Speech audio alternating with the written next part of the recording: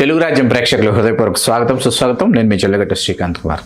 మొన్న మనం చేసినటువంటి భారతీయ సినీ సంగీతానికి రారాజు ఎవరు అన్నటువంటి ఆ విశ్లేషణ రోచిష్మాన్ గారు చేశారు. మీ అందరికీ తెలుసు అది ఎంత సంచలనం సృష్టించిందో, ఇంకా పెను సంచలనాన్ని సృష్టించబోతుందో చాలా ఆసక్తిగా నేను కూడా ఎదురు చూస్తున్నాను. దానికి కొనసాగింపు అని అనుకోకపోతే ఇది కొనసాగింపు అని అనుకుంటూ ఒక చర్చ మొదలు పెట్టబోతున్నాం. నమస్కారం రోచిష్మాన్ గారు. నమస్కారం అండి సార్. మొన్న మన చర్చా కార్యక్రమంలో ఘంటసాల గారు, ఎస్ రాజేశ్వరరావు గారు, ఆదినారాయణరావు గారు, పెండ్యాల నాగేశ్వరరావు గారు, మాస్టర్ వేణు గారు, ఇట్లా వీళ్ళందరి గురించి మనం చర్చించుకున్నాం. కానీ కొన్ని పేర్లు విస్మృత మహనీయులు అనేటటువంటి వాళ్ళ పేర్లు మనం స్మరించుకోలేదు. కొంతమంది కామెంట్ రూపంలో తెలియజేశారు. వాళ్ళు తెలియజేసినా తెలియజేయకపోయినా మన తదుపరి కార్యక్రమంలో వాళ్ళ పేర్లను చర్చిద్దామని నేను అనుకున్నాను. సంతోషం.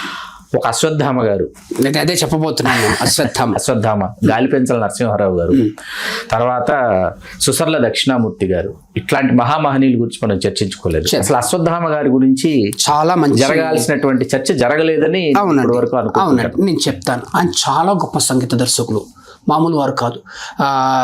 ప్రేక్షకులను క్షమించాలి, మన గత కార్యక్రమంలో ఆయన పేరు నేను ఉటంకించినందుకు. ఇప్పుడు మనకున్న 50 నిమిషాల్లో ఎంత చెప్పాలండి? ఒక్క వ్యక్తి గురించే మనం 1 గంట చెప్పుకోవచ్చు. అంత గొప్పవాళ్ళు మనకు. అవధిరహితం. అదే అవధిరహితం మన వల్ల కావట్లేదు. కాకపోయినా మన ప్రేక్షకులకు నేను క్షమాపణ అడుగుతున్నాను. ఎందుకంటే ప్రథమంగా చెప్పుకోవాల్సిన పేర్లలో అశ్వత్థామ ఒకరు. అంటే మనకి బిఎన్ఆర్ అంటాము, బి నరసింహారావు, భీమవరం నరసింహారావు. ఆయన అంటే అంతకుముందు ఏదో ఉండేది. అంటే సంగీత దర్శకులు అంటే ఇట్లా సంగీత దర్శకుడు ఇవాళ మనం అనుకుంటున్నట్టుగా లేకపోయినా ఏదో జరిగేది. కానీ సంగీత దర్శకుడు అన్న స్థానం మనం ఎవరికైనా ఇవ్వాలి అంటే తెలుగు సినిమాలో బిఎన్ఆర్ గారే ఫస్ట్. మొట్టమొదటి పద్మనాభ శాస్త్రి గారు మొదటి సంగీత దర్శకుడు. ఏమన్నారంటేనండి, హెచ్ పద్మనాభ ఇంకా తమిళలో దొర వాళ్ళ ఎవరు ఉండేవాళ్ళు. వాళ్ళని ఏంటంటే ఇప్పుడు మీరు గాయకులు మీరు పాడేస్తున్నారు, ఆయన సంగీత వాద్యకారుడు, ఈ రెండింటిని ఆయన సమన్వయపరిచేవారు.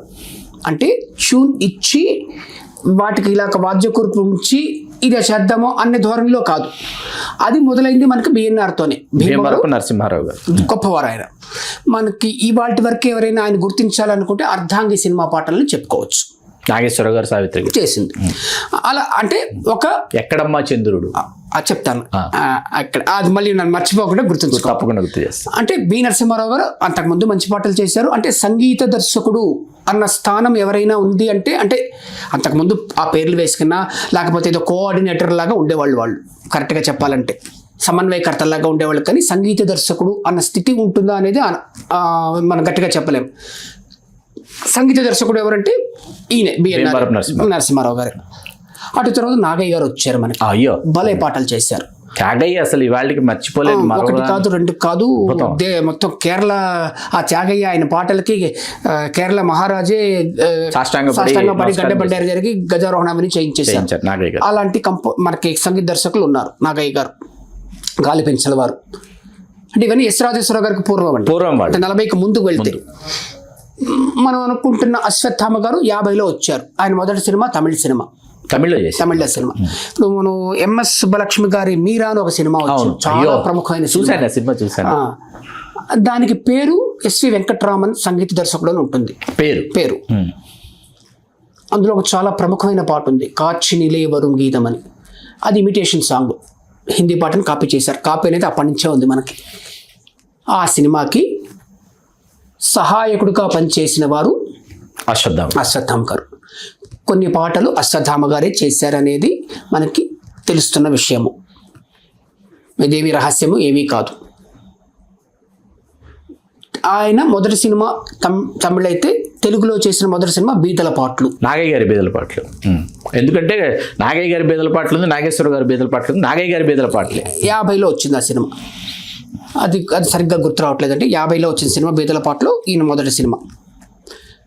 ఆయన తమిళ్లో పెద్దగా రాణించలేదు అశ్వత్థామ గారు. అంటే చెప్పుకోదగ్గ పాటలు ఏమీ లేవు. ఇంకపోతే ఈ సంగీతం మీద తొలి రోజుల్లోనే హిందీలో ఉండే మన ఫ్లేవర్ అంటాం కదా, దాన్ని అందిపుచ్చుకున్న వాళ్ళల్లో రాజేశ్వరరావు గారు ఒకరైతే, రెండో వారు అశ్వత్థామ గారు. అంటే ఆయన ప్రమాణాలు, ఆయన అవుట్లుక్ చాలా విస్తృతంగా వేరేలా ఉండేది. ఈ తెలుగు అంటే దక్షిణాది స్థాయికి పైన ఉండేది ఆయన. అశ్వత్థామ ఇందాక మీరు అన్నారు ఓ అర్ధాంగిలో ఎక్కడమ్మ చంద్రుడు, అది చేసింది అశ్వత్థామ గారు.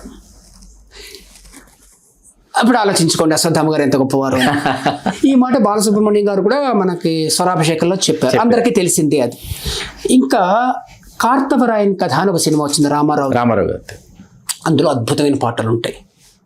బహుశా అందులో ఒక జానకి పిబి శ్రీనివాస్ పాడిన ఒక పాట నాకు గుర్తు రావటం లేదు, స్రోతస్విని రాగంలో చేసిన మొట్టమొదటి పాట దేశంలోనే అదే మొదటిదని అనుకుంటున్నాను నేను తప్పైతే క్షంతవ్యుడిని, ఎవరైనా నన్ను సరి చేయొచ్చు ఈ కార్యక్రమంలో. దాని తర్వాత ఇళయరాజా చేశారు ఓ వసంతరాజా అని, బాలు మహేంద్ర డైరెక్షన్, భానుచంద్రను అర్చన చేసింది. ఆ తర్వాత మళ్ళా ఇళయరాజానే చిరంజీవి సినిమాలో చేశారు, జగదేక వీర, జై చిరంజీవి జగదేక, ఆ తర్వాత విద్యాసాగర్ చేశారు. విద్యాసాగర్ గారు చేసింది ఇది చంద్రముఖి సినిమాలో. ఓకే, ఇలా అంటే అసలు ఆ రోగం ఎక్కువగా ప్రయోగింపబడలేదు సినిమా పాటలు. అలాంటిది స్రోతసిన్లో అప్పుడే చేశారు ఆయన, కార్తవరాయన కథలోనే చేశారు. కార్తవరాయన కథ పాటలు కూడా మన స్థాయి కంటే దక్షిణాది స్థాయికి కొంచెం మెయిల్ అయినవి. మళ్ళా ఈ కమెంట్లు పెట్టే వాళ్ళలో ఎవరైనా కొంతమంది ఈ మధ్యతరగతి మాంద్యులు, మానసిక రోగులనే అంటాను, తెలుగు కన్నా ఎక్కువ ఉంటుందా, తమిళ కన్నా ఎక్కువ ఉంటుందా, నేను ఏదో కార్యక్రమాలు ఎవరితోనో అంటే ఈ న్యూటో తెలుగుకు మించింది అంటున్నాడు. మనం ఏం చేయలేమండి వాళ్ళని. ఇప్పుడు తెలుగు అనేది గొప్పదే, తమిళం గొప్పదే, కన్నడం గొప్పదే, హిందీ గొప్పదే. మనకు ఒక సార్వజనీయత, సార్వకాలీనత ఒకటి ఎప్పుడు ఉంటుందండి. ఇప్పుడు మనలో మనకి ఇంగ్లీష్ ప్రేరణతో కానివ్వండి, కాపీ కానీ ఎప్పటి నుంచో ఉన్నాయి. అలాగే మన వీరి మీద కూడా, మన అశ్వత్థామ గారి మీద కూడా శ్రీరామచంద్ర ప్రభావం ఉండేది. అందులో ఏమీ లేదు, దేవాంతకుడు పాటలు చూస్తే మనకు తెలుస్తుంది. రామారావు గారు మరి ఈ కార్యక్రమంలో నేను చెప్పచ్చో లేదో తెలియదు, ఆయన ఎందుకు దక్షిణాది చింతనకి అతీతంగా పనిచేశారని చెప్పడానికి ఒకటి చెప్పొచ్చు. ఘంటసాల గారిని గొప్ప గాయకుడిగా పరిగణించని తెలుగు సంగీత దర్శకుల్లో అశ్వత్థామ ఒకరు. గొప్ప గాయకుడిగా పరిగణించని వారు, గాయకుడిగానే కాదు, గాత్రం గానం రెండింటి పరంగా కూడా ఘంటసాల గారిని ఆయన పెద్దగా పరిగణించారు. అశ్వత్థామ గారు ఏం రాజా గారితో పాడించారు ఎక్కువ పాటలు? ఇప్పుడు మన పక్కింటి అమ్మాయి బాలసుబ్రహ్మణ్యం గారు, చక్రవర్తి, అది మొదట పక్కింటి అమ్మాయి ఏం రాజా బాలసుబ్రహ్మణ్యం గారికి చేసింది, ఏం రాజా చేశారు. ఓహో, అది తర్వాత మళ్ళా చూశాను నేను, రేలంగి గారు చూశారు. దానికి అశ్వత్థామ గారు ఆ సినిమా చూశాను. పక్క ఇంటి అమ్మాయి ఉంటుంది, సంధి కలిపింది, పక్క ఇంటి అమ్మాయి 53లో వచ్చింది. దాన్ని మళ్ళీ తమిళ్లో చేశారు, అడత వీటి పెండని. దాన్ని మళ్ళీ పడోస్ అని ఏదో చేశారు హిందీలో అద్భుతంగా చేశారు. ఆ తర్వాత మళ్ళీ మన చక్రవర్తి బాలసుబ్రహ్మణ్యం మామూలు హిట్లు కావు, కిషోర్ కుమార్ చేశారు. ఇవన్నీ ఉంటాయి. ఇక్కడ అశ్వత్థామ గారు ఇలాగా ఆయనకి వాద్య సంగీత మేళవింపు మీద భలే ఆలోచన ఉండేది. అసలు ఆ టోన్ అంటామంటే, అంటే ఒక ఆర్కెస్ట్రేషన్లో ఆ tone, colour of the song, texture, ప్రేక్షకులు నన్ను క్షమించవలసి వస్తుంది, వీటికి తెలుగు పదాలు నాకు తెలియవండి.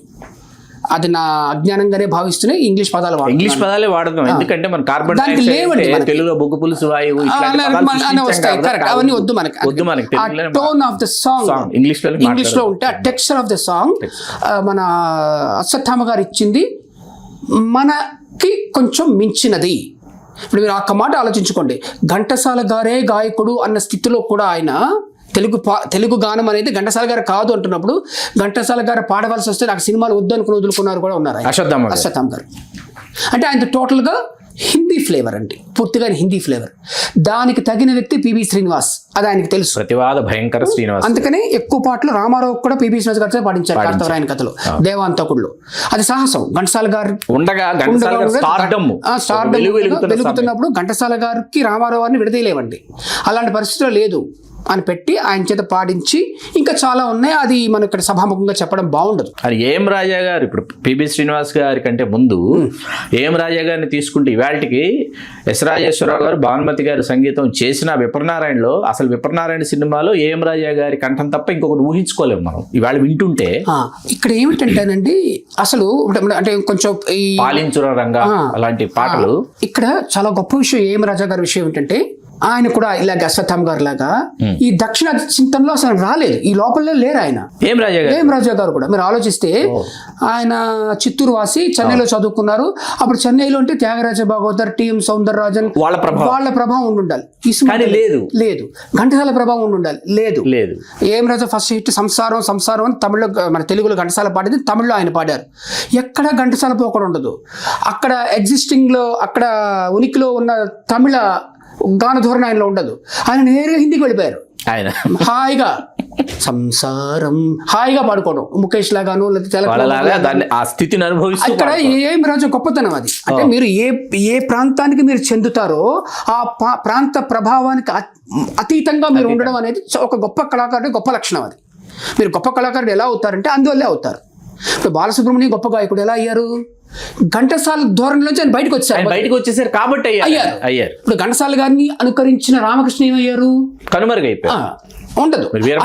స్వామి చరిత్ర తర్వాత రామకృష్ణ గారు అప్పటికేదో ఆయన రామారావు గారు కావాలనుకుని పాడించారు. కానీ అప్పుడు మనం గట్టిగా చెప్పుకోవాల్సి వస్తే ఎవరిని ఒప్పించడం కాదు, రామకృష్ణ గారు గాయకుడు అనే స్థితిలో ఉంటుందనేది కాదు. లేదండి, ఆ పరిస్థితి లేదు. కారణం ఏమిటంటే ఒక ధోరణి అంతే, అది మనం తెలుసుకోవాలి. కొంతమంది ఇప్పుడు నేను చెప్తే కొన్ని మనోభావాలు ఏమో దెబ్బతింటాయంటారు. ఈ మనోభావాలు దెబ్బతింటే కూడా మనకు అర్థం కాదు.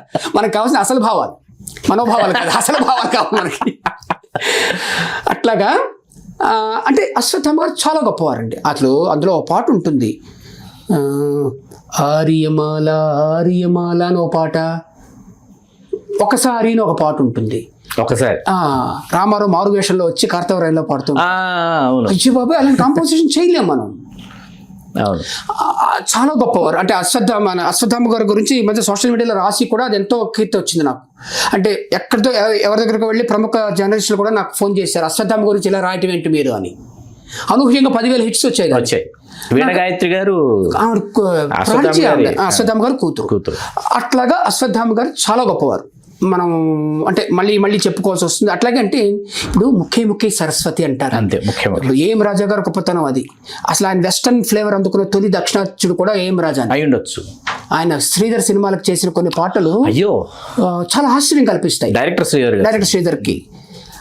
అట్లాగే ఏం రాజా గారు తొలి సినిమా శోభ అని రామారావు హీరో గారు చేసింది. దానికి రికార్డింగ్ బ్యాక్గ్రౌండ్ మ్యూజిక్ చేసింది అశ్వత్థామ గారు.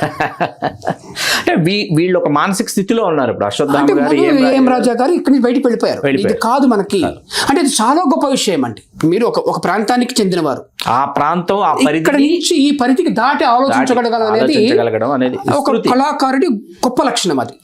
అది చాలా మంది చేశారు. ఇప్పుడు ఇళయరాజా చేసిన పని అదే, ఏఆర్ రెహమాన్ చేసిన పని అదే, ఎంఎస్ విశ్వనాథన్ చేసిన పని అదే, శంకర్ జయకిషన్ చేసిన పని అదే. ఇప్పుడు మళ్ళీ నౌషాద్ గారు ఏమిటంటే ఉన్నదాన్ని మెరుగుపరుచుకుంటూ పోవడం. కేవి మహాదేవన్ గారు ఉన్నదాన్ని మెరుగుపరుచుకుంటూ వెళ్ళడం, అందులో ఉన్నతంగా ఇవ్వడం, గొప్పగా ఇవ్వడం. కానీ బియాండ్ థింకర్స్ అని ఒకటి పెద్ద కాన్సెప్ట్ అయితే చాలా మందికి తెలియదు. అసలు ఇంకో కాన్సెప్ట్ లోకి వెళ్ళాలి మనం. అక్కడ అంటే వెళ్ళడం కాదు, వెళ్ళి దాన్ని అమలుపరచగలగాలి, దృష్టికోణం మార్చుకోవాలి. అంటే వెళ్ళడం ఆలోచన ఉంటుంది, కానీ దాన్ని అమలుపరచగలగాలి కదా. అక్కడికి వెళ్ళాలి, అమలుపరచాలంటే అక్కడికి వెళ్ళడం దాన్ని ఆచరణలోకి తేవాలి కదా. ఇక్కడే మనకి ఏం రాజా గారికి గాత్రం ఆయనకి సహకరించలేదు. ఆయనకున్న థాట్స్ కి ఆయన గొంతు కొంచెం సన్నవిడి గాత్రం, లేకపోతే కొంచెం దానికి ఉంటే చాలా మైనస్ పాయింట్స్ ఉన్నాయి కాబట్టి ఆయన ఆ ఫ్లేవర్స్ అన్ని తీసుకురాలేకపోయారు. వాటిని తెచ్చిన వారు పిబి శ్రీనివాస్. అంటే ఆయన గాత్రం తోడైంది, అంటే బ్యారిటోన్ అంటాం, BARITONE, బ్యారిటోన్. మళ్ళీ ఈ మాట చెప్పినా కూడా మనకి ఏదో వస్తుంది. ఏదో అంటే దక్షిణ భారతదేశంలో సినిమాలలో నమోదైన తొలి పురుషగాత్రం పిబి శ్రీనివాస్ గారికి. పురుషగాత్రము అంటే మనం అనుకుంటున్నట్టుగా ఘంటసాల గారిదో లేకపోతే టి.ఎం. సౌందరరాజన్ గారిదో కాదండి, పిబి శ్రీనివాస్ గారిది. అంటే హెవీ బేస్ వాయిస్ అని బ్యారిటోన్ అంటాం. సాంకేతికంగా అంటే కంప్యూటర్లో వేసినా ఇది ఇలాగే వస్తుంది. వాళ్ళిద్దరు మనం శ్రీనివాస్ గారి గాత్రము లేకపోతే ఇంకెవరి గాత్రాలు వేస్తే అది వర్గీకరణ చేస్తుంది, సాఫ్ట్వేర్ ఉంది దానికి. బ్యారిటోన్ వచ్చేస్తుంది. దీనికి మరొక విషయం చెప్తాను. విశ్వనాథ సత్యనారాయణ గారు, పుంభావ సరస్వతి ఆయన ఒక రోజు అన్నారట, ఏదో ఆయన ఇంట్లో వింటుంటే పావని శాస్త్రి గారు రేడియోలో పాట వింటుంటే ఆ పాట వస్తుంది, వారి కుమారులే, ఎవర్రా ఇది పాడిందని. ఇలా ఎవరో శ్రీనివాస్ అని ఎవరో, ఇది పురుషగాత్రం అంటే అని విశ్వనాథ సత్యనారాయణ గారు. ఏ సినిమా ఏ పాటకు అంటే వివాహ బంధం సినిమాలో నీటిలోన నేలపైన నీవే ఉన్నావులే, అందులో వస్తుంది. దీని ఆయన సాంకేతికంగా వివరించారట. నాభిలోంచి నాదం పుడుతోంది చూడు అని. ఇవన్నీ మనకు ఉన్నాయండి, మనం చూడాలి. ఇప్పుడు ఈ గబక్కర్ ఎవరైనా కామెంట్ పెట్టేయచ్చు, ఈ రోజిష్మాన్ అనే వ్యక్తికి ఘంటసాల గొప్ప కూడా తెలియదు, అసలు పురుషగాత్రం కాదంట, పని లేదంట. ఇవన్నీ మనం ఏం చేయలేమండి. ఆ మానసిక రోగులు అలా వదిలేయటం. మనం మీకు అందాల ఓచిలకు అందుకో నాలేఖలో కూడా ఆహా ఈ అంటే మీరన్న సౌందర్యం ఉంది, ఆ గాత్ర సౌందర్యం, ఒక పురుషుడి గొంతులో ఇంత సౌందర్యం అని అనిపిస్తుంది. అంటే అది అంటే సాంకేతికంగా అది heavy baritone, heavy base voice. అట్లాగా ఆయనకి స్టడీ ఉండేది. మన్నాడే గారి గురించి, రఫీ గారి గురించి, తలక్ మహమూద్ గురించి, ముఖేష్ గురించి, ఈ నలుగురిని ఆయన స్టడీ చేసి ఘంటసాలని దాటిపోయారు. పిబి శ్రీనివాస్ ఏం రాజా 51లోనే ఘంటసాలని పట్టించుకోలేదు. అంటే పట్టించుకోలేదంటే మరో రకంగా కాదు అని ప్రభావానికి లోను కాలేదు. అట్లాగే ఆయన 53లో మొదటి పాట పాడారు పిబి శ్రీనివాస్, జాతక చక్రం అనేది, జాతకం అనేది సినిమాలో 3 భాషలను పాడారు, తెలుగు, కన్నడ, తమిళ్. ఆ తర్వాత ఆయన రూపొందే టైంకి 55, 56 అయిపోయింది. అసలు కొన్ని విషయాలు చెప్పొచ్చో లేదో తెలియటం లేదు. నేను కన్నడ రాజ్ కుమార్ గారు ఉన్నారు, ఆయన బేడర్ కన్నప్పతో వచ్చారు 54లో. 56లో ఓహిలేశ్వర అన్న సినిమా వచ్చింది, అది ఆయన హిట్. రాజ్ కుమార్ గారికి నటుడు ఎవరో ఉన్నారు అని. ఆ సినిమాకి జీకే వెంకటేష్ గారు సంగీతం, ఇళయరాజా గారికి గురువు గారు. అసలు జీకే వెంకటేష్ గురించి ఒక కార్యక్రమం చేసుకోవచ్చు. ఇది ఆగదండి. అంటే మహానుభావులు ఒకరి తర్వాత ఒకరికి వస్తూ వినిపించడంతోనే మనం ఒక రోజు ప్రోగ్రామ్ చేసుకోవచ్చు. ఆ సినిమాకి అప్పుడు జీకే వెంకటేష్ గారు కొత్త, అందరూ ఎవరికి దిక్కులేదు, అందరూ అప్కమింగ్. అందులో అప్పటికే స్టార్ ఎవరు, ఘంటసాల గారు. అప్పటికి ఘంటసాల గారు అనేవారు తొలి దక్షిణాది సినిమా గాయకుల్లో నక్షత్రం. ఆయన స్టార్ అనమాట. ఒక దశలో టీమ్ సౌందరరాజన్ అన్నాడు, నేను ఇవాళ ఘంటసాల గారిని చూసేసానని. ఆ స్థాయి కదా ఆయనకి. ఇప్పుడు ఇంకోటండి, ఘంటసాల గారిని ఏమాత్రం అసలు మామూలు వ్యక్తి కారు ఆయన. దక్షిణాది తొలి గాన విప్లవం ఆయన. అంతకుముందు ఎవరో పాడారు, ఎక్కడో పాడారు, కానీ తొలి విప్లవం ఘంటసాల గారు. అంటే సంస్కరించబడిన గానం చేసిన తొలి దక్షిణాది గాయకుడు ఘంటసాల గారు. అందులో మార్పు లేదు. అది ఫైన్ సింగింగ్ అంటాం కదా, మెరుగుపరిచిన ఆదర్శనీయమైన గానం చేసింది పిబి శ్రీనివాస్. అద్భుతం. అంటే ఇంకా చాలా అంశాలు ఉంటాయి. గానం అంటే ఊరికి సాపాసా పట్టుకుని పాడడం కాదండి. నేను బాగా పాడాను, భావయుక్తంగా పాడాను, రాగయుక్తంగా పాడాను, ఇవన్నీ కాదు. ఇంతకు మించి ఇంకోటి ఉంటుంది, భావ వ్యక్తీకరణ. ఆ గొంతులో, ఆ గాత్రంలో వినిపించాలి, అది ఉంటుంది. ఘంటసాల గారు అవన్నీ చేశారు, కానీ వీటికి మించినవి ఇంకా ఉంటాయి. కాన్సెప్చువలైజ్డ్ సింగింగ్ అంటాం మనం. ఇప్పుడు మూడ్ మాడ్యులేషన్, ఇవన్నీ పీబీఎస్ వల్లే మనకు వచ్చాయి. అందుకనే బాలసుబ్రహ్మణ్యమో జేసుదాసో ఆదర్శంగా తీసుకున్నది పిబి శ్రీనివాస్ని. అద్భుతం. ఘంటసాలను తీసుకోలేదు వాళ్ళు. ఈ మాట జేసుదాస్ గారు చాలా సందర్భాల్లో చెప్పారు. స్వయంగా పిబి శ్రీనివాస్ గారిని కూర్చోబెట్టుకుని ఆయన హరివరాసనం ఆలపించిన సందర్భాలు ఉన్నాయి. ఆయన వ్యక్తిగత చర్చలోనూ చెప్పారు, నాకు మానసిక గురువు శ్రీనివాసే అని. జేసుదాస్ గారు అంత చెప్పరండి ఎవరికి. ఆయనకి అసలు పాదాభివందనమే చేయరు. ఆయనకు అహంకారి అని పేరు. ఆయన అహంకారి కాదు, బట్ ఆయనకు ఆ పేరు ఉంది. జేసుదాస్ గారికి ఆయన ఎవరికి పాదాభివందనం చేయరు. అహంకారి కాదు, ఆయన వ్యక్తిత్వం. ఆయన అహంకారి కాదు, విపరీతమైన సనాతన చింతన ఉంది ఆయనకి. మామూలు చింతన నేను చాలా ఎగ్జాంపుల్స్ చెప్పగలను నేను. ఆయన మానసికంగా ఆయన సనాతనుడు, ఆయన వైదికుడు. అలాంటి వారు ఎవరికి నమస్కారం చేయరు. పీబీఎస్ కనిపిస్తే మాత్రమే నమస్కారం చేస్తారు. ఆయన ఎప్పుడు కనిపించినా, అంటే ఆయన మనసుకు తెలుసు అది. ఆయన ఎన్నోసార్లు తమిళ్లో చెప్పారు. బాలసుబ్రహ్మణ్యం గారు చెప్పారా లేదో తెలియదు, కానీ ఆయన వ్యక్తిగత సంభాషణలో ఆ మాట చెప్పడం నాకు తెలుసు. నేను పీబీఎస్ని ఐడియల్గా తీసుకుని పాడుతున్నాను అనేది. ఇప్పుడు రావమ్మ మహాలక్ష్మి రావమ్మ, ఇది పీబీఎస్ గారి ధోరణి. ఇంకా బాలసుబ్రహ్మణ్యం గారి తెలుగులో గాయకుడిగా అసలు పరిచయం అయినా కూడా ఇతరెవరో తెలియని స్థితుల్లో కూడా సూపర్ హిట్లు తమిళ్లో వచ్చాయి ఆయనకి. అంటే అసలు బాలసుబ్రహ్మణ్యాన్ని గాయకుడు అని మొట్టమొదటి గుర్తించిన తమిళనాడు. ఆ తమిళ పాటలన్నీ పీబీఎస్ ప్రభావంతోనే ఆయన పాడారు. ఎంజీఆర్ గారికి ఎన్ని పాటలు పాడారు బాలసుబ్రహ్మణ్యం? అసలు తొలి పాట ఈ ఎక్క ఎన్ను మెళయక్కని జమినీ గణేశన్కి పాడింది. అందులోనూ పీబీఎస్ కనిపిస్తుంది. అంటే నాదం పట్టడం. ఇంకొకటి ప్రధానమైన అంశం, ఎవరికి తెలియని అంశం ఏంటంటే స్వరసమం అంటామండి. అది ఉత్తరాది వాళ్ళకి బాగా తెలుసు. వాళ్ళు ఎవరైనా గాయకుడిగా వెళ్ళాలనుకుంటే ముందు అకారం సాధన చేస్తారు అనమాట. 2 ఏళ్ళు కూడా అంటూ కూర్చోవడం అంతే. అప్పటికైనా ఆ స్వరసమం రాదు వాళ్ళకి. ఆ స్వరసమ అనే చింతన మనలో లేదండి. పిబి శ్రీనివాస్కు ముందు లేదు మనకి. ఇందాక అనుకున్న మన ఓహిలేశ్వర సినిమా మొదటి హిట్ కన్నడ అందులో 2 పాటలు ఘంటసాల పాడారు. పాడారు 2 పాటలు రాజ్ కుమారే పాడుకున్నారు. రాజ్ కుమార్ ట్రైన్డ్ సింగర్, చాలా క్లాసికల్ ట్రైన్డ్ సింగర్. 2 పాటలు పీబీఎస్ పాడారు. 1 పాట టీఎం సౌందరరాజన్ పాడారు. ఇంతమంది ఆ సినిమాలో పాడారు. సినిమా వచ్చాక రాజ్ కుమార్ చెప్పిన మాట ఒకటే, ఇక నేను పాడుకోను, పిబి శ్రీనివాస్ ఘంటసాల పాడకూడదు, ఎవరు పాడకూడదు, పిబి శ్రీనివాస్. అంటే ఒక కళాకారు దార్శనికత ఎలా ఉంటుందంటే ఇంత గొప్పగా ఉంటుంది. ఆ దార్శనికత 20 ఏళ్ళు అద్భుతమైన సంగీతం కన్నడలో వచ్చింది.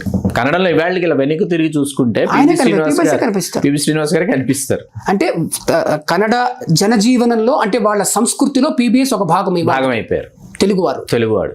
అలాగే మళ్ళీ మోక్షగుండం విశ్వేశ్వరయ్య కూడా వాళ్ళకి ఆస్థానం ఇచ్చారు. ఆయన తెలుగువారు. సార్ రాజ్ కుమార్ కన్నడం వారు. ఇవాళ పీబీఎస్ కి సదాశివ నగర్ లో పెద్ద ఉద్యానవనం ఉంది బెంగళూరులో. అంటే వాళ్ళు అంత గౌరవం ఇచ్చారు.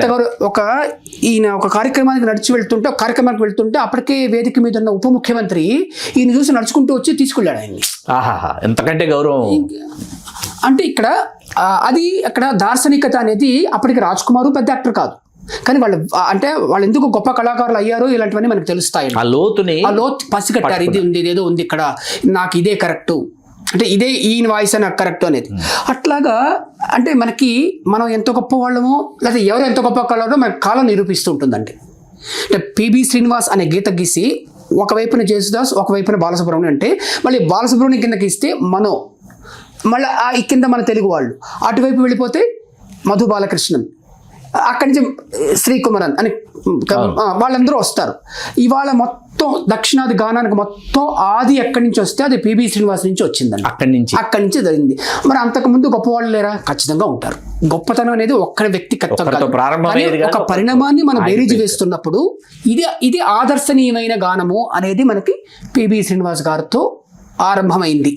అదే కొనసాగింది, అదే కొనసాగుతుంది. ఇందులో ఘంటసాల గారికి చోటు లేదు. ఇది నేను ఘంటసాల గారిని కించపరచడం కాదు. ఇంకా నేను చాలా ఉదంతాలు శాస్త్రోక్తంగా లేకపోతే దస్తావేజుల ఆధారాలతో కూడా నేను చెప్పగలను. ఇంకొద్దు. కాకపోతే ఈ అశ్వత్థామ గారు ఈ పీబీఎస్ గొప్ప ఘనతని ముందే ఊహించారు ఆయన. అశ్వత్థామ గారు ఎప్పుడు 50లో, అప్పటికి ఇంకా ఈయన రూపొందలేదు. 58 వాళ్ళు, అంటే పీబీఎస్ రూపొందింది 59, 60, 58కే ఆయన ఇది పాడించేశారు. మన రామారావు గారికి కార్తరాయణ పాడించారు. అలాగే ఎన్నో పాడించారు, అయిపోయింది. మరో గొప్పవారు సుసర్ల దక్షిణామూర్తి గారు. నర్తనశాల సుసర్ల దక్షిణామూర్తి అంటే నర్తనశాల అంటే సుసర్ల దక్షిణ. చాలా గొప్ప పాటలు చేశారు. అయితే పాపం ఏమిటంటే ఆయన హిందీ పాటలు కాపీ చేయమనేవారు, చేసేశారు. ఆయన గొప్ప సంగీత విద్వాంసుడు, వైలన్ విద్వాంసులు. ఆయన ఘనత ఏమిటి అంటే, ఇవాళ మనం ఇంగ్లీష్ సినిమాకు చేసిన తొలి భారతదేశ సంగీత దర్శకుడు ఎవరు అంటే రెహమానో, ఇళయరాజా అని ఇలా అంటాం. సుసర్ల దక్షిణామూర్తి గారు చేశారు. తొలి అంటే భారతదేశం నుంచి ఇంగ్లీష్ సినిమాకి సంగీతం చేసిన తొలి సంగీత దర్శకుడు సుసర్ల దక్షిణామూర్తి. జంగిల్ అని వచ్చింది ఒకటి, మోడర్న్ థియేటర్స్ వాళ్ళు చేశారు. నెట్లో కూడా ఉంది, ఎవరైనా చూడొచ్చు. జంగిల్ అని కొడితే వస్తుంది. మోడర్న్ థియేటర్స్ వాళ్ళు చేశారు. అందులో అమెరికన్ నటులు, ఇండియన్ నటులు ఉన్నారు. అందులో నంబియార్ యాక్ట్ చేశాడు. అంటే ఒక అమెరికన్ గ్రూప్ వాళ్ళు ఇక్కడికి వచ్చి ఆ అడవిలో ఏదో చేస్తే ఆ సినిమాకి 2 కంపోజర్లు అండి. ఒకటి మన సుసర్ల దక్షిణామూర్తి గారు, 2 జి రామనాథన్ గారు. వీళ్ళిద్దరూ ఆస్థాన, యాక్చువల్గా అందులో జి రామనాథన్ గారు ఆస్థాన సంగీత దర్శకుడు ఫర్ మోడర్న్ థియేటర్స్. కానీ ఈ సినిమాకి వాళ్ళు సుసర్ల దక్షిణామూర్తి గారిని పిలిచి అందులో ఒక బిల్లుల పాట ఏదో ఉంటుంది, ఆ కోయి వాళ్ళ పాటల బిల్లులు అంటారు కదా, ఆ పాట కంపోజ్ చేసింది సుసర్ల దక్షిణామూర్తి గారు. నాకు వివేకర గారు చెప్పారు. అంటే అంటే మనం తెలుసుకోవాల్సిన మన వాళ్ళ గొప్పతనం ఎంత ఉందో చూడండి. అంతేగా, అసలు అంతులేని సంపద బాగా చేశారు. చర్చ జరగాలి వీటి గురించి. ఇందాక మీరు సుసర్ల దక్షిణామూర్తి అన్నారని ఆ మాట నేను ఇక్కడ నమోదు చేయాలని చూశాను. భారతదేశం నుంచి ఇంగ్లీష్ సినిమా చేసిన తొలి సంగీత దర్శకుడు సుసర్ల వారు. అద్భుతం. అట్లా మనకి అంటే మన చుట్టూ గొప్పతనమే ఉంటుందండి. ఒక్కొక్కళ్ళలోనూ ఒక్కొక్కళ్ళు ఒక్కొక్కటి గొప్పతనం ఉంటుంది. మనం ఏమైపోతున్నాం అంటేనండి, మనం ఒకదానికే ట్యూన్ అయిపోయి ఇంతకంటే ఇంకొకటి లేదు. ఇప్పుడు పెండ్యాల గారు గొప్ప కంపోజర్ కాదా, మన క్రితం కూడా అనుకున్నాం. నేను మరోసారి మాట పాడుతున్నాను, నన్ను మీద ఎవరికైనా కోపం వచ్చినా రానివ్వండి. తెలుగు వాళ్ళమైన మనము, అంటే మన తెలుగు మధ్యతరగతి మాంద్యం ఘంటసాల పెండ్యాల బావిలో ఇంకా ఉంది, అక్కడి నుంచి రావటం లేదు. మన చుట్టూనే ఎంతో గొప్పతనం ఉంది. అంటే వాళ్ళిద్దరు గొప్పవాళ్ళు కారణం కాదు, వాళ్ళు మహా గొప్పవాళ్ళు, మిగతా వాళ్ళు కూడా చాలా గొప్పవాళ్ళు, ఎంతో మంది ఉన్నారు అన్నది మన కార్యక్రమం. ఇప్పుడు లేకపోతే గాలిపంచల నరసింహారావు గారు ఇప్పుడు సుశల వారు లేరు, వారి గురించి నేను గొప్పగా చెప్పడం, మన ఇద్దరికి ఎవరు డబ్బులు ఇవ్వట్లేదు. అశ్వత్థామ వారు లేరు, వారి గురించి మాట్లాడడం నాకు ఎవరు డబ్బులు ఇవ్వరు. ఆదినారాయణరావు గారు లేరు, ఎవరు. అంటే ఇక్కడ సమస్య అంటే ఎవరినో ప్రమోట్ చేయాలని, ఎవరినో తగ్గించాలని మన అభిమతం కాదండి. మనలో ఇంత గొప్పతనం ఉంది కదా. మొత్తం దక్షిణాది సినిమా గానాన్నే ప్రభావితం చేసిన వారు తెలుగువారు. మనం ఎందుకు తెలుసుకోకూడదు? మనం ఎక్కడ మలయాళం వారండి జేసుదాస్, ఆయన చెప్తున్నారు ఇక్కడి నుంచే వచ్చింది నాకు అని. 86లో ఊమై వీడిగల్లో ఒక సినిమా వచ్చింది, 86లో అండి. నిలై మారుం ఉలగిల్ నిలైక్కుం ఎன்ற కనీలో ఒక పాట ఉంది. అది పిబి శ్రీనివాస జేసుదాస్ అని ఎవరికి తెలియలేదు. 86లో గాత్ర సౌందర్యం అంటే నాదం పట్టడం, అంటే మౌలికంగా ఒక గాయకుడు నాదం పట్టడం ఉంటుందండి. అదే పీబీఎస్ నుంచి ఆయన తెచ్చుకున్నారు. 86కి ఆయన చాలా గొప్ప విద్వాన్, పైగా జేసుదాస్ అండ్ శాస్త్రీయ సంగీత విద్వాన్ ఆయన. సువర్ణ భూమి అని ఒక సినిమా వచ్చింది 68లో కన్నడలో. అందులో పీబీఎస్ జేసుదాస్ డ్యూయెట్. అది ఎవరు పీబీఎస్ ఎవరు జేసుదాస్ ఎవరికి తెలియదు, బెట్లు కట్టుకునే వాళ్ళు ఉన్నారు. ఆ నాదం అలా పట్టుకున్నారు ఇద్దరు. అంటే అక్కడి నుంచి బయటికి రావట్లేదు. అంటే ఈయనేమి తక్కువ వారు కాదు, మహానుభావుడు జేసుదాస్. ఆయన విద్వత్ మామూలు విద్వత్ కాదు, ఆయన సాధన మామూలు సాధన కాదు. అందుకే మన బాలసుబ్రహ్మణ్యం గారు పాదాబంధనం చేస్తారు, సతీ సమేతంగా పాదాబంధనం చేస్తారు. అంటే ఎంత గొప్పవారో చూసుకోండి. మరి అంత గొప్పవారికి ఆదర్శం ఎవరు? పిబి శ్రీనివాస్. మరి ఎందుకు మనకు అది తెలియటం లేదు? దాని గురించి ఎవరు చర్చించట్లేదు. నేను కొంతకాలంగా చర్చిస్తే నా మీద పడ్డారు కొంతమంది.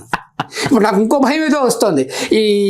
అంటే పాపం ఘంటసాల గారు మంచి సంగీత ప్రేమి ఘంటసాల గారికి.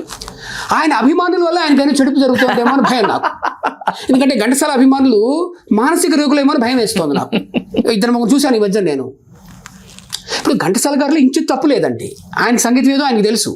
ఆయన గొప్ప గాయకుడు, ఎంత గొప్ప గాయకుడు, అంత పెద్ద సంగీత స్పృహ ఉన్న వ్యక్తి. ఆయన 100కు పైగా సినిమాలు చేయటం కాదు, ఆయనకి సంగీతం మీద గానం మీద ఆయనకు విపరీతమైన అవగాహన ఉంది. మామూలు వ్యక్తి కాదు ఆయన.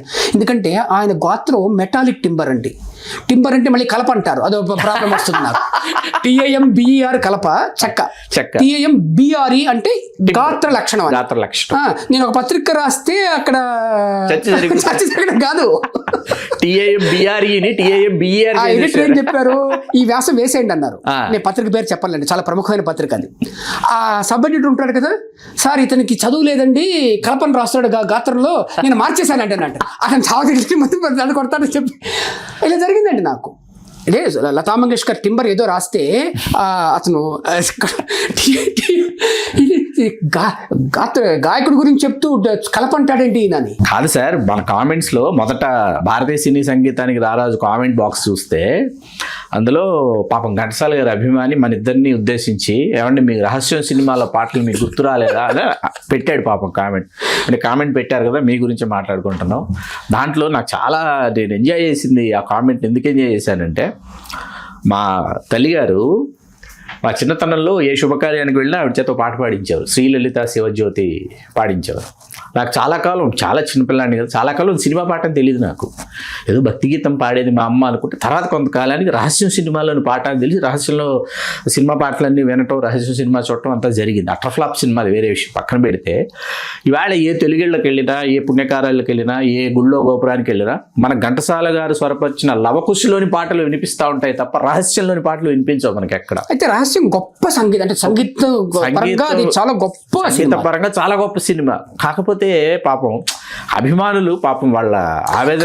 ఇక్కడ ఆ అభిమాని ఎవరో పెట్టారు కదా, అసలు ఆ కార్యక్రమం శీర్షిక ఏమిటండి? భారతీయ సినీ సంగీతానికి ఇళయరాజా కేవి మహాదేవన్ గురించి మనం మొదలు పెట్టాం. దానికి పూర్వపరాలు మనం మాట్లాడుకున్నాం. అంతేకాని అది ఘంటసాల గారి గురించో కాదు. నేను రహస్యం వినలేనా, మీరు వినలేదా? ఇప్పుడు ఇంత చెప్తున్న వాడికి రహస్యం సినిమా వినడా? ఆ కమెంట్ పెట్టిన వారికి ఎవరు సజ్జాద్ హుసేనో తెలియదు, ఎవరు శంకర్ జయకృష్ణో తెలియదు. అంటే మనకి కమెంట్ బాక్స్ ఉంది, మనం ఏదో పెట్టేస్తాం. మనం ఏమీ చేయలేమండి దానివల్ల. ఇప్పుడు వాళ్ళని ఆలోచించుకుంటూ వెళ్తే మనం మంచి పనులు చేయలేము. ఇప్పుడు మనం ఇక్కడ కూర్చునేది ఎందుకు, ఇది మనం అంటే నేను ఒక ప్రయాణం చేశానండి, చేశాము, మనం కొంత దర్శించాము, అదేదో అందరికి ఆ ఇచ్చేద్దాం. దర్శించిన క్రాంతిలోని ఆ పుంజాలనేవో, ఆ కాంతి పుంజాలు పోనీ ఇంకా పోనీ వాళ్ళ కోసం చెప్పంటే పోస్ట్ మ్యాన్ పని చేస్తున్నాం. కొరియర్ బాయ్ అంటారే, కొరియర్ బాయ్ పని చేస్తున్నాను నేను, అచ్చ తెలుగులో వార్తాహరుల పని చేస్తున్నాం. అంతేకాని ఇక్కడ ఒకళ్ళు నిందించడమనో ఇంకేదో అంటారు. మీకు ఎన్ని తెలుసా, ఏమిటిది నాకు తెలుసు కాబట్టి ఇది చెప్తున్నాడు. ఇప్పుడు నేను బ్యారిటోన్ అని చెప్పి లోకడ కార్యక్రమం ఎవరితోనో చేశానండి నేను, అది బాలమురళి గారి గురించిన కార్యక్రమం, ఆయన గురించి నేను మాట్లాడుతున్నాను. ఆయనది కూడా బ్యారిటోనే, బాలమురళి గారి బ్యారిటోన్. ఆ మాట నేను చెప్తే బ్యారిటోన్ అట, పురుషగాత్రం అంట, ఘంటసాల గారి ప్రసక్తి చెప్పకుండా చెప్పడం బాలేదు ఇది అని ఎవరో కామెంట్. అయ్యా నేను కార్యక్రమం ఘంటసాల గారిది కాదు, నేను ఘంటసాల గారి గురించి 20 ఏళ్ల క్రితమే తమిళ్లో రాయించానండి. ఈ ఘంటసాల గారి అభిమానులు అని చెప్పుకుంటున్న ఎవ్వరూ కూడా ఆ పని చేసి ఉండరు. వామనన్ అని తమిళ్లో ఒక పెద్ద హిస్టోరియన్ ఆయన, తమిళ ఆయన రాసిన చాలా గొప్ప పుస్తకాలు రాశారు, తిరై ఇసే అలైకళ్ళన్ అని. అందులో 2003లో అప్పుడు నాకు 22 ఏళ్ళు ఎన్నో ఉంటాయి. ఎప్పుడు ఆయన పరిచయం కలిగింది, మాట్లాడుతున్నప్పుడు నేను ఘంటసాల గారి గురించి రాస్తున్నాను అన్నారు. మొత్తం అంతా ఇచ్చాను, యథాతథంగా తూచా తప్పకుండా ఆయన వేశారు. అంటే నేను ఘంటసాల గారికి ఇతర భాషలు చేసినది ఇవాళ ఘంటసాల అభిమానులుగా చెప్పుకుంటున్న మానసిక రోగులు ఎవరు చేయలేదండి. అంటే ఇప్పుడు నాకు ఘంటసాల గారు ఒకటే, పిబి శ్రీనివాస్ గారు ఒకటే, లేకపోతే ఏం రాజు గారు ఒకటే, వీళ్ళందరితో నాకు బంధుత్వం లేదు, ఎవరికి లేదు. ఏమిటి వాళ్ళు ఎవరు నాకు డబ్బులు ఇవ్వరు, రాజా గారు లేరు, శ్రీనివాస్ గారు లేరు, ఘంటసాల గారు లేరు. కాబట్టి ఇక్కడంటే మంచి విషయం అండి అవగాహన. ఇప్పుడు ఈ వీళ్ళని చూసి మనం జాలి పడ్డమే తప్పితే వాళ్ళని కూడా మనం ఏం అనడానికి లేదు. ఇప్పుడు ఈ కార్యక్రమానికి కూడా ఎవరో కామెంట్ పెడతారు, మనం ఏమీ చేయలేం వాళ్ళని. హలో, తెలుగు రాజ్యం ఛానల్ చూస్తున్నారా? సామాజిక రాజకీయ జీవన చిత్రణే తెలుగు రాజ్యం. అతిశయోక్తులు అసత్యాలు ఉండవు. రాజకీయ కోణం కాదు, ప్రజా కోణమే కొలబద్ద. తెలుగు రాజ్యం వీక్షణ మీ ఉత్తమ అభిరుచికి నిదర్శనం.